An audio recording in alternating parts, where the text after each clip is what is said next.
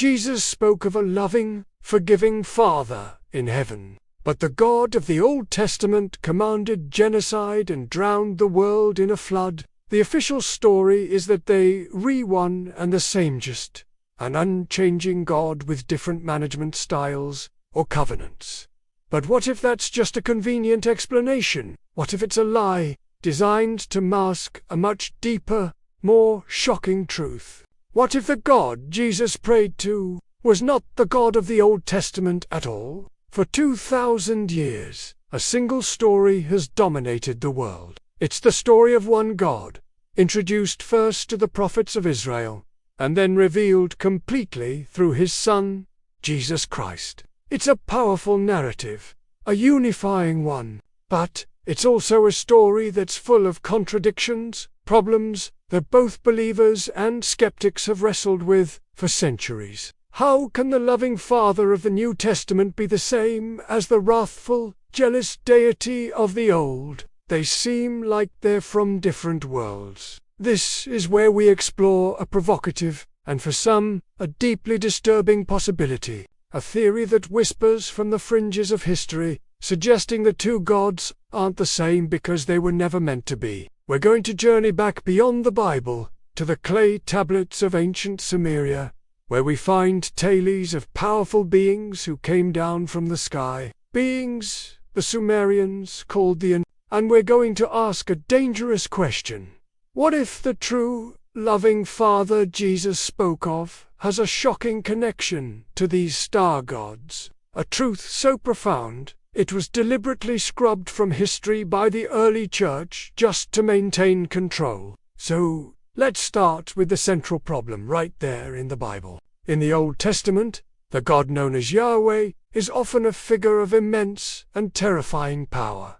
He isn't just a judge. He's a divine warrior who hardens Pharaoh's heart just to make a point. He's a lawgiver who demands absolute, unquestioning obedience and unleashes a global flood to wipe the slate clean, killing almost every living thing. He orders his chosen people to wage bloody wars and conquer lands. For many, this paints a picture of a jealous and vengeful God.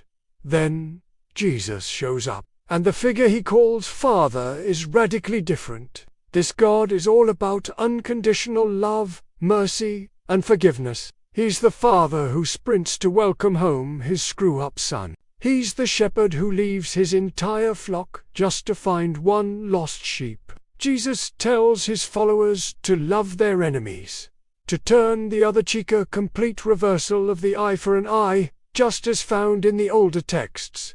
Now, mainstream Christianity smooths this over by talking about a new covenant of grace, replacing an old covenant of law. It's just different sides of the same God, they say. But this isn't a new problem. Back in the 2nd century, a Christian thinker named Marcion of Sinope thought the contradiction was so huge. He concluded they had to be two different gods. He argued the Old Testament God was a flawed, lesser deity who created our flawed, material world, while Jesus came to reveal a totally separate, higher God of love. The Church condemned Marcion as a heretic, of course, but his central question never really went away. Was he completely wrong, or was he closer to a hidden truth than the Church wanted anyone to know? To even begin to find an answer, we have to travel way back, long before the Bible was even a thought, to ancient Mesopotamia, the cradle of civilization. This is where the Sumerians, Akkadians, and Babylonians etched their histories onto clay tablets. These are some of the oldest writings on earth, and they tell us about their gods. According to these texts, the Anunnaki weren't just spirits in the sky. They were a group of powerful, physical beings who descended from the heavens to earth. They ate, they drank, they plotted, they fought for power. Led by figures like Enlil and Enki, they were credited with jump-starting human civilization, teaching us everything from farming and building cities to understanding the stars. One of their most famous creation stories, found in the Atrahasis epic, tells a fascinating tale. The lesser gods were getting tired of all the hard labor, so the Anunnaki Council decided to create a primitive worker to do the digging for them. The story says they genetically engineered a new being by mixing the essence of a god with clay, and from that mixture, the first humans were born. In this version of our origin, we weren't made in a loving God's image. We were designed to be a slave race, built to serve our celestial masters. Now, you might be thinking, okay, these are just ancient myths, but this is where things get really strange. When you place these Sumerian stories side by side with the Bible, the parallels are impossible to ignore. The most famous example is the Great Flood. The Sumerian epic of Gilgamesh tells a flood story that's much older than the biblical account of Noah. In it, the gods decide to destroy humanity, but one god, Enki, secretly warns a good man named Utnapishtim. He tells him to build a massive boat and save his family and the animals. The details from the divine warning to the design of the boat to sending out birds to find land are shockingly similar to the story of Noah's Ark. Scholars usually wave this away as a shared memory of a big flood in the region. But could it be more? Could both stories be describing the exact same event, just from two different points of view? And then you have that bizarre and controversial passage in Genesis, chapter 6. It talks about the sons of God seeing human women, taking them as wives, and having children with them. Their offspring were a hybrid race called the Nephilim, often translated as giants. For thousands of years, theologians have tried to explain who these sons of God were, angels, Seth's descendants. But ancient astronaut theorists ask a radical question. What if the sons of God were the Anunnaki? What if this wasn't some spiritual union, but a physical one? An interbreeding program between extraterrestrials and early humans? And this is where the theory takes its most radical, and for many, its most offensive turn. If the Anunnaki were interbreeding with humans to create a hybrid bloodline, what if that program never really stopped with the What if, over time, it was perfected? Think about the story of Jesus' birth. The power of the Most High comes down and overshadows Mary, causing her to conceive a child. Ancient astronaut theorists ask us to look at this again. Is that a spiritual miracle, or is it a description of a highly advanced procedure, like artificial insemination, to create a very special kind of hybrid, a being who is part human, part divine, but divine in the Anunnaki sense? This wild idea suggests that Jesus was not the son of the Old Testament God, Yahweh. He was an emissary from a different, more benevolent faction of the Anunnaki, maybe connected to the god Enki, who, in the Sumerian myths, often tried to protect humanity from the other, harsher gods. If you look at it through this lens, some of Jesus's most cryptic statements suddenly start to make a different kind of sense. When he says, "Before Abraham was, I am," is he talking about a past life in some spiritual heaven? Or is he referring to a physical pre-existence as part of a long-lived, non-human species? When he says, "I and the Father are one," is he talking about Yahweh?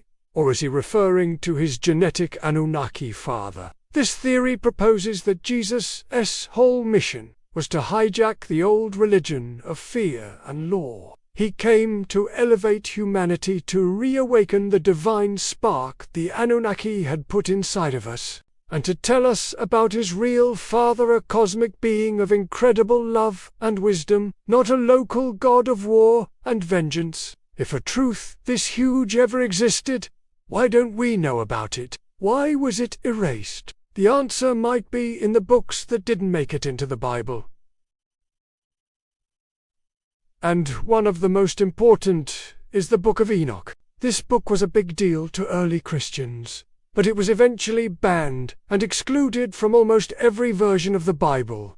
Officially, they'll tell you there were questions about who wrote it, that it didn't fit with the other theology. But what if the real reason is what's inside the book? The Book of Enoch goes into incredible detail about the story of the Nephilim. It even names the Watchers, the fallen angels who came to earth, took human wives, and taught humanity forbidden knowledge, like how to make weapons and use cosmetics, things that sound a lot like the Anunnaki's role as teachers of civilization. Could the Book of Enoch have been suppressed because it revealed too much? Did its stories of physical angels creating hybrid children hit a little too close to the truth of our Anunnaki origins? When the early church fathers met at places like the Council of Nicaea, they were building an organization. They needed a single, unified message.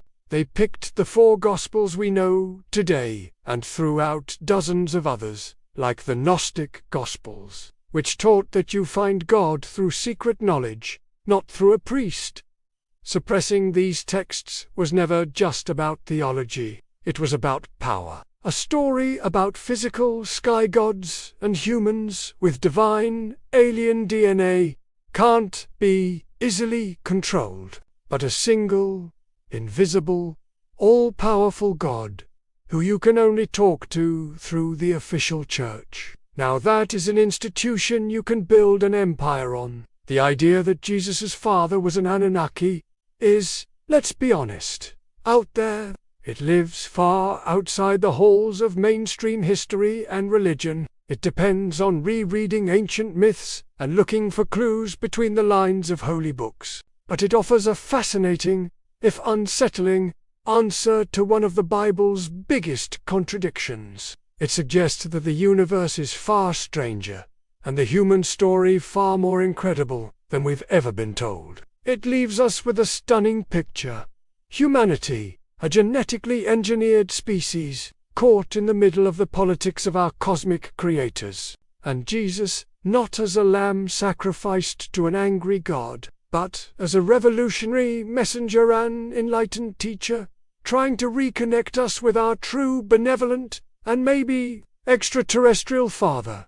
The final truth, maybe it's still buried in the dust of ages. Or maybe the real journey isn't about finding one easy answer, but about finally having the courage to ask the right questions.